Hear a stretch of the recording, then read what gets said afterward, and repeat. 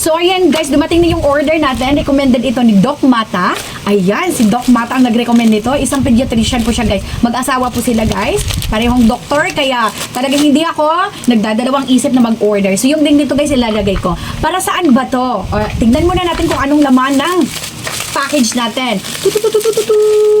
Tadan! Guys, look! Tadan! Ito ay isang bovine colostrum immune. So, it's good for immune system, guys. Maano yung gaganda yung immune system natin para hindi tayo laging sakitin. So, according to Doc Mata, maganda siya sa mga bata. Hindi lang din para sa mga bata, pati na din sa mga adult. Maganda siya, especially to those kids na may asthma, okay? At even yung mga ubuhin nating mga adult dyan. So, maganda itong bovine colostrum, guys. Maganda siya, iti-take. Nagbasa ako ng mga reviews at talagang sabi ng mga mommies, maraming mommies na nagsasabi na ito na yung the best na binigay nilang ano bang tawag nito? Hindi na siya kasi, di ba, pag may asthma talaga sakitin yung anak natin, laging nagmimedicine tayo, nagagamot tayo, na which is not good for the health or not good for the health sa ating mga anak, di ba? So, much better na to kasi ito na yung parang, it's not supplement, but ano bang tawag doon? Basta, ito na yung, ano ba, bakit hindi ko masabi-sabi yung word? Wait lang.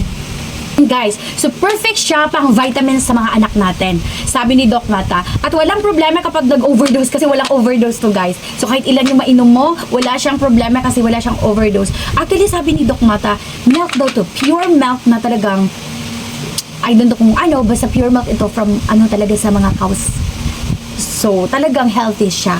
Natural vitamin siya sa mga anak natin. Para yung immune system nila talagang ma-boost yung immune system nila na hindi sila maging sakitin. At ang dami kong nabasang reviews na mula nung uminom yung mga anak nila, ay talagang hindi na sakitin. Though magkakasakit naman talaga din, no? Hindi natin maano yon. Pero hindi na yung gano'n na madalas nagkakasakit.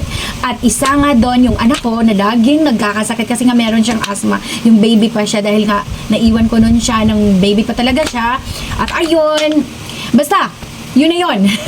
So, kailangan talaga guys na merong vitamins yung anak natin. And the best na itong vitamins na ito na ibigay natin dahil maganda siya, marami siyang magagawa. Hindi lang para sa mga bata ha, kundi para sa ating mga adult. So, ipapainom na natin ito sa ating mga anak or even sa atin, no, na mga adult before meal ng breakfast natin. So, ayan, yes guys, i-update ko kayo. Actually, ito medyo may, sabihin natin may kamahalan na nasa 1,000 plus kasi ito guys.